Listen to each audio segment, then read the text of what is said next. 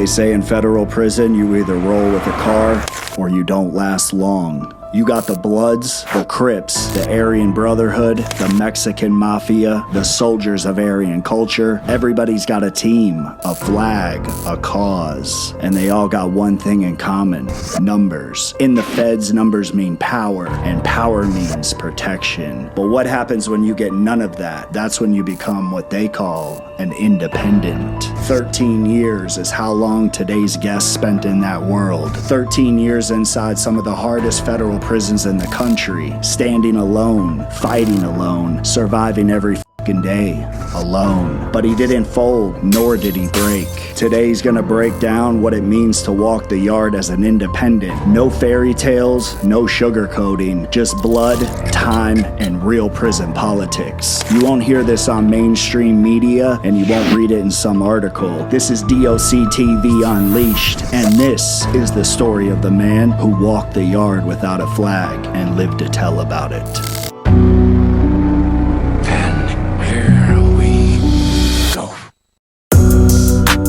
What's up, everybody? I'm Blessed and Free. Welcome back to another episode of DOC TV Unleashed. If you're tapping in for the first time and have never watched anything on this channel, I bring people on that have been to prison, done a lot of time in the system, so they can share some insight on what they went through and what goes on when you have to go to prison. So today, that's exactly what we're going to do. For the people that don't know who you are, man, why don't you go ahead and just introduce yourself, tell them your name and where you're from. My name's Freddy. I'm from Rhode Island. And how was your upbringing when you grew up? My mom died when I was 8. Found my mom dead when I was 8. Damn, you found her? Yeah, me and my sister. Yup. Damn, bro. Sorry to hear that. So what about your dad?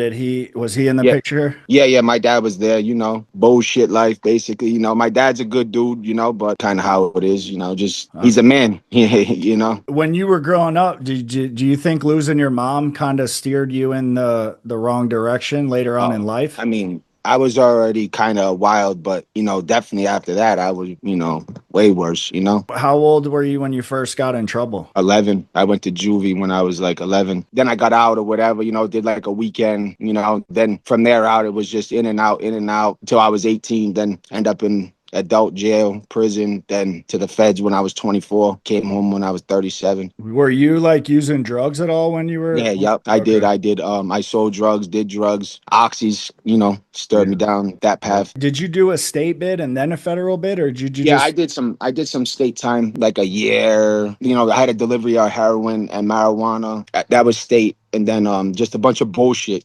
disorderly conduct and, simple assaults and fighting with the girl and, all that bullshit. Yeah, it all adds up once you get those little charges. Yeah. And then in the feds, everything's on a scale. So, so what sent you to the feds, man? Armed robbery. And how much time did you get? I got sentenced to 13 and a half. And I did almost 13. So, all right, man. Well, let's start there. So when you took that sentence, like what was going through your head going into federal prison for 13 years? That's not an easy... I kind of didn't understand, I don't think. Because nobody does. When you get to the feds, it's a whole different experience. It's a whole different thing. I mean, when you get to the feds, man, it's like it's a life-changing experience. And can you explain like what you mean by that to somebody that like doesn't understand what... Where I'm from, it's not racist, There ain't like you go to jail, you go in a cell, wherever, here. Like you're not going in with your people. There ain't none of that. It's kind of like, you're white. It doesn't matter. You're not going to tell the cops, so I'm not living with a black dude or a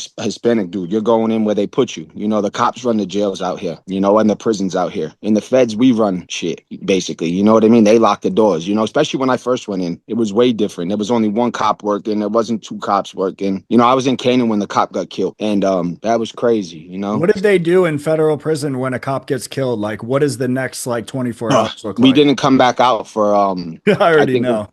Yeah, I think it was like 6 months. We were on lockdown for that. Damn. And that's an institutional lockdown? Yeah, that's institutional. Exactly. No TVs. The TVs are off in the pod. Yeah, you're locked in your cell. You get in a shower Monday, Wednesday, and Friday. I don't think we got a hot meal for like 3 months. We were on box lunches for like for the whole time. But I don't think we got a hot meal finally for like, it was a while. And they're supposed to be give us hot meals. You know what I mean? At least I think Right. it's like once or twice a week or whatever, Yeah, you brought up that you were raised in like an area where it wasn't racist. When you Yeah. got to the feds, how was that for you then? For me, especially because, I'm not like, I'm kind of, you can probably tell I'm not one of them Aryan dudes, you know what I mean? So, and when I first got there, I thought it was like my state where you could just kind of do what you want. You're your own man. In the feds, you're not your own man. You gotta go with your people. There ain't no I'm by myself. You're with somebody, no matter how you look at it. And who did you like? I'm from Boston. So you guys are deep in the feds, right? Yeah, and my homies is wild. So So you're already in there. yeah, yeah. So when I got there and they say, "Are you white or whatever?" and yeah, I'm white, they send you right to your people, to the white guys. I didn't know what the hell, it's like you got there and it was like shit was just wild. My first set that I walk in, I'll never forget it. He was from Louisiana, and I walk in, he's getting tattooed, and they're shooting heroin and shit, and I'm like, what the fuck? Like, there's nine. I'm like, what the hell is. In the cell, running ink and banging dope. Yeah, that's normal. And, like I'm That's blasted all the way crazy. back, like you're definitely, my thing when I like heroin kind of phased out of there though, because it was more K2 and Suboxone. Yeah, that's what it is in the States. I think it's like that everywhere now, man. It's just so Yep. easy. Suboxone's so small and it's easy to get in. And then, the alcohol everywhere, people shining, making wine, fucking, Yeah. How that's like many a norm. federal joints did you go to in your Six. I was in six? 6 USPs. What was the craziest one you went to? They're all I say this all Yeah, the they are. time. All I right. mean, bro, like honestly, they're all ran the same way. I mean, they're all got the same politics. Everybody knows each other. I mean, like I told you, when I see this right here is like your driver's license. Like when you get shipped from a yard, you need to have your lockup order, your fucking shot, your DHO report, and all that shit from that. Like I got my shit from every institution. So let me ask you a question, man. There was this guy on YouTube, Wes Watson. Have you ever heard of him? I mean, I seen some shit All scrolling right. through, whatever. So he basically said, and when he first started posting that when you get to prison, you need to have your paperwork hooped up your ass and be driving with your driver's license so you can pull Nah. it out immediately if someone asks No, you. Is that that's true? not true. No, like Yeah, me, I like think that like was. when I went to USP Canaan was my first institution. When I got there, the guys that had whoever had the unit, they told me you got 30 days, if you can't get it or whatever, having a problem, we'll help. So like you can tell who's like you can Yeah. kind of get a vibe. You get your 30 days. If you didn't get it, they'll help still. You know what I mean? Then some institutions, people got pulled with certain cops. They can go back there and get the computer screen turned. You know what I mean? And just so you can, until you get your paperwork. Yeah, as far as the levels though, between those places you went, between violence, like gang banging and the corruption, what would you say was like number one out of all the spots you were at, as far as that goes? Probably Big Sandy. Yeah, I've heard that's treacherous. I was in Pollock, and when I got there, I had left Canaan because me and a dude from one of my homies, we jumped on an armed dude, which is a racist white gang member. He had a little problem with the dude that was an armed dude. He was from Florida, and me, it's my homie. I have his back, whatever. Right. So Yeah, I you just got to smashed ride. the dude with him. You know what I mean? Like I didn't have to. The dude his name's Maddie. Everybody that's from Boston takes claim to that movie, The Town. Like that movie's about them. But Yeah. this movie's actually about them. And that's my boy. So he, there's a documentary, you can look it up. It's called Anthony Shea and the No Name Gang. I've seen it. Yeah, when So they were that's hooked Maddie is on my dope. boy. Yeah. Yeah, Maddie's my boy. They were the ones running around robbing all them trucks and Yeah, banks and shit. Anthony Shea is the one that was hooked on dope, but he was like the main one, And right? Maddie, that's his partner. And then the other two Okay. didn't do drugs. Mikey and Right, Stevie and they didn't were do kept drugs. getting mad because he was slipping on the crimes and leaving. That's how they got caught, really. Well, they got caught too though, because they told Whitey. The other dudes were from Southie. Them two were from Charlestown. But they Whitey all Bulger? yeah. Oh yeah, So well, he's so definitely they working. that was part of the reason. But there's a lot to it because Maddie was my boy. I know a lot more than other people do. Yeah. But anyways, I jumped on the armed dude with him. When I got to Pollock, I went from there to Pollock. I For didn't know. that, I they went out. shipped you? Yeah, because like I was in his Right. shoe, whatever. They shipped me and Maddie out. Needless to say, because people didn't want no problem with the gang members, and they weren't mad at me. They were mad at Maddie for dragging me into it because I was a young kid. I'm like, fuck it, yeah, let's go smash him, Right. And I was like 25, 26, wild. I had, there was already I had been in a riot in 2013 with the Pisces and in my unit and shit like that. How did that pop off? What made that? With a dirty white boy. They got into it over a workout spot and shit. It was a Sunday after brunch. Never forget it. You know what I mean? That shit just went crazy. And there was no run to get your knife and shit like that. It just you, you know what I mean? So we were So outnumbered. everyone just went to war in the dorm? Yeah, yeah. That's Yep. crazy. I bet that was Just wild. jumped off. I was playing spades. I'll never forget it, man. Like I said, you know. And then some dudes didn't get involved. They got beat up or whatever. They let the yard up the next morning, but kept us locked down because they were didn't know what to do. Right. So they let everybody politic it out on the yard, you know. Out of your whole time, man, what would you say was the worst day that you had? Was it, do you think it was that riot or?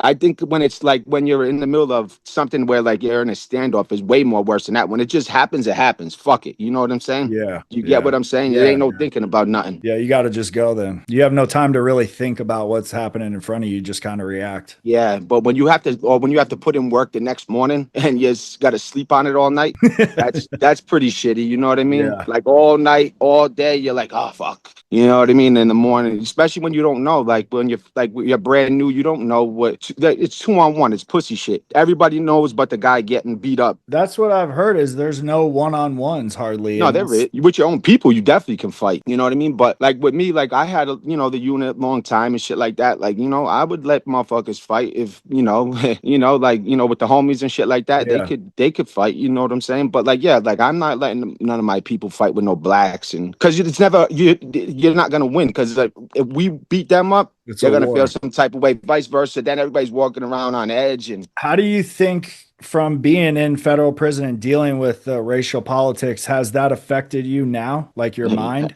hell yeah. Yeah, because out here, I'm still kind of, my mind's still, I don't Institutionalized a trust little bit. nobody and shit like that, and then I definitely don't really, I'm not racist because that's just not how I am. And it's not like that here. In jail, I had a lot of black friends, a lot of black dudes that I was cool with and some of my own people because I did the ticket thing. And Right. you know what I mean? I wasn't one of the white dudes that was broke and had nothing. And you know what I'm saying? Like, I wasn't one of them people, How I had does that comps. work? Like, do you guys look out for someone like that as a race thing, As or far as what? like if they're broke and they got nothing Well, it depends. There's different types of broke. You got people that get $1,000 a month from home, but don't have shit because because they're they're on getting dope? high. You Right. know what Yeah. I'm saying? But you got people that don't have no family and they don't, motherfucking feed Yeah. them, motherfucking go to commissary, get them $20, $30 every, especially if they go put in work when they come out while they're on restriction, they're definitely getting a bag every day, every commissary, batteries, coffee, soups, hygiene, whatever. The homies always look out, Yeah. What would you especially say from doing your time if you had to look back and say like what's the most powerful gang you think in the feds that's running like shit? independent white dudes. No gang bigger than the independent white dudes because I don't care. Everybody can say we're not a gang, but we got rules and regulations just like anybody else. And I don't care if you're SAC, Aryan Brotherhood, whatever. They're not 100 deep. There'll be Yeah. five of them on the yard. You know what I mean? So So like, I mean, what does programming look like for an independent then? well, it all depends, like Where like you're I'm at? independent, right? But I'm up every day. The door opens, I'm right there. I work out every day. I'm a fucking, I take care of my bills. I abide by my word and shit like that, Would But you say most white boys do that in the feds? nah, No. their word shit. But it's not just the white dudes, bro. It's everybody nowadays. That K2 and shit got everybody fucked up in there. That's crazy. I know it's And like that in Florida, man. and I'll be honest though, them gangs are going hard in there. You know what I mean? But they're like, But here's the thing, man. Like they all take their problems out on each other. All the white dudes, we're always beefing with each other. But when it comes to a black dude or something, it's like always, oh no, and then we hit the white dude that's causing the problem Why do you think that is, man? because they're color scared. Most of them, I white think the people. same shit. That's You know what I crazy. mean? So honestly, bro, like I've seen some fucked up situations. People get hit for nothing, bro. You know what I mean? Yeah, I would Like think that happens a lot, man, because with I'm all kind of this, more like I'm more like this. Like if it's bullshit and whatever, the fuck it, we'll hit them then. They're trying to hit you, whatever. Let's hit them. right, right. I got all my shit right here. I got a crazy fucking past in it, How much and I time got did all you my shit do? in black and white. You know what I'm saying? How much time did you do in the box? A ton. I don't know so much, investigations, fighting, knives, jumping on people, hunger strikes. I've been through anything that you can go through in there, I've been through. That's crazy, man. So Except checking in, obviously. I'm just not a check-in or nothing like that, you know? yeah, yeah. Because whether I'm right, wrong, or indifferent, I ain't going nowhere. You got to smash me. Yeah. Did you see a lot of people check in over your time Oh my doing? God, so many people, and people that act, they could have all this the SWAT stickers and all this bullshit, and think act all tough and all this and that, and then when it comes down to it, here they are busting motherfucking right to lieutenant's office up at Chow. Never I see know him it's again. You know what I crazy mean? too. I'm kind of like, I don't care where you're from or whatever. I judge each person on themselves as a man. You know. Yeah, that's how it should be, man. I mean, I don't know when that stopped being a thing, but I left Atwater because I got into it with a blood dude at the ironing board. I had a ticket down there, and me and him had a disagreement, needless to say. Just us two talking. I called him in the cell. He made a big commotion. Next thing you know, all the white dudes come, and then next thing you know, we're going across the day room at the black dudes, and everybody's trying to stop it. And next thing you know, I'm in the shoe. And they shipped me and the dude. I went to Hazleton from there. They let everybody else out or whatever, but me and the dude that it started between, we got shipped out. You know what I'm saying? what was when did you stop towards your end date, like just getting into shit and kind of just lay low? I had the yard down there, and I'm literally when I was home, they were calling me, still asking me about shit. Yeah, Yeah. I was that to my last day. I had 2 weeks left. I got into it with the Midwest Blacks, and over the TV because I had the TV in front of my cell. We would always go on lockdown down there. For you might go in at night and not come back out for 2 3 months. Don't even know why in Damn, that Hazleton. sucks. And we were on lockdown or whatever. They were upset because of what I had on the TV, because I would always have either Sports Center or Lifetime or something like that on because I had the ticket. And in there the ticket's a serious thing, like that's like that's where the money is, and there's a lot of gamblers and there's a lot of gambling. Next morning we had a little disagreement or whatever. They're in the cell with me and my celly, and we didn't back down. They're strapped, we're strapped. I had 2 weeks left, and I was ready to die over a TV that's not even mine. That's crazy. And Yeah.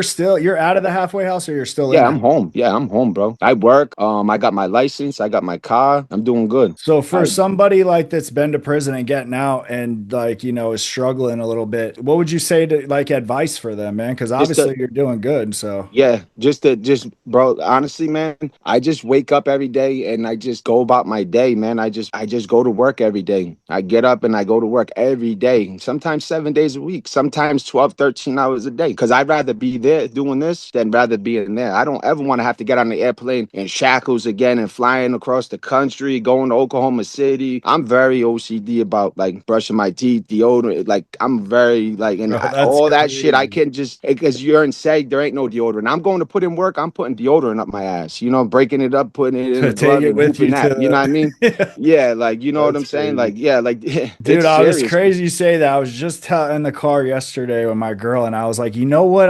The one thing that I hate about jail is you can't get good deodorant. You can't ever feel clean. But bro, they That's put crazy you you in said that. seg now. You can't even order it on commissary. No toothpaste. It's all a toothbrush on your finger, and Yeah, it's hard as a the rock, finger bro. thing. Then there's no toothpaste. You got to get these little packs. But when I went in, you could have all that shit out your property when they came. You could have your radio. You could buy it off commissary. They deaded all that, bro. There's no soap. They give you 7 little packs a week, bro, for a grown man. You got to clean your cell. How? Even Like so, I clean if my you're cell every free day, bro. on the yard, you can't buy soap. On yard, yeah. I'm talking about Oh, on set. okay, okay. I'm talking about in the shoe, bro, because like a motherfucker going in the shoe, bro. You get to a yacht, you're putting in work, homie. Like, so you know what I'm saying? And then when you What go through transit, there ain't nothing. what made them take out the soap? Was someone doing something with it? Just yeah, no, I think it was just like trying to make us, because you got all these dudes Suffer? checking in, going back there and laying back with their radio, hygiene, you know what I'm saying? Yeah, So they wanted to make it most uncomfortable as possible. No razors, you know what I'm saying? So like you can't shave, you know? So yeah, it's pretty shitty, bro. Like, I mean, I just don't want to go through none of that bullshit no more ever again. yeah, But you gotta really push me now for me to fucking, I will never sell drugs again, do drugs again. The drugs out here nowadays is nothing. yeah. It There ain't ain't no nothing good jokes. about the drugs nowadays, Yeah, There ain't no you ain't reason to lying. act up no more, man. What made you get to that point, man? Was it just the going to prison part, or No, did I you have mean, some type of like epiphany where you're just like, I'm done? I think more or less it's like I kind of just don't. I got arrested in last year in like June for being drunk and arguing with my girlfriend when we was out of state. And I wasn't even supposed to be out of state. And I bailed out and came home. And my probation officer, I was supposed to report it. I didn't. He came to my house. Nice tan. Didn't say like he knew or whatever. And then 48 hours comes by. He violated me. He's cool. My probation officer's a good dude. He helped. Like, he's fucking so helpful, bro. He's fucking not on my back. I'm doing the right thing though. I don't get no dirties. I don't do nothing wrong. You know what I'm saying? Like, yeah, I'm not like one of these dudes, people out here that's like, you know, by the book or something, but I don't act up though. I don't sell drugs. I don't do drugs. I don't rob people. I don't do shit. You know what I mean? I go to work, but I'm still me. You know, I still have, you know, don't think you're going to talk shit to me, or you might test the wrong person. You know, you never know, because it's crazy out here, man. Yeah, it definitely is crazy out here.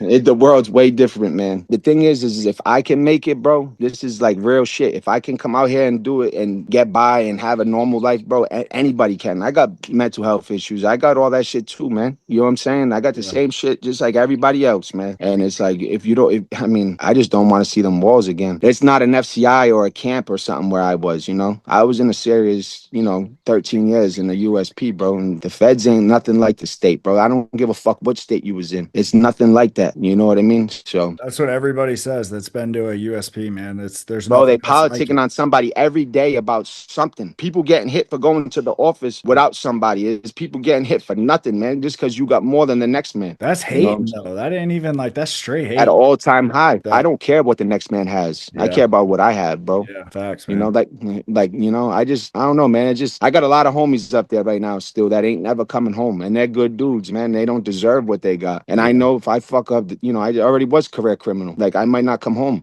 as long as they don't nobody do nothing to the people I love. I'm kind of just, I'm in my lane, man. That's how it should be, though, man. It sounds like you got a good plan. You know what I mean? Yeah, just stay the fuck. I don't talk to nobody though, bro. Honestly, I don't talk to people. Like, I don't see people. I just kind of just keep my head down, man. I don't want to talk to nobody from my past. I don't care about none of that shit, man. Like, I just know, like, where were they when I did my time and shit like that too, I don't know. I kind of just do me, man. And I just worry about me and the people I love, Yeah. And my family's getting old now, and it's like shit ain't promised no more. We're old. I'm old. I'm almost 40. I'm 40. Yeah, we're getting up there, man. Well, listen, I appreciate you coming on the channel, man, and sharing your experience. I know it's like not easy getting out there and telling everybody your fuck ups and shit, but I appreciate you coming on, man. Yeah, no problem. Anytime, bro. If you guys are new and you're tuning in, this is the kind of stuff I talk about on this channel. This is a newer channel, so if you could, man, please hit the subscribe button, hit the like button, and drop a comment. Let me know what you think of these interviews. I'd really appreciate it. And with that, this is DOC TV Unleashed.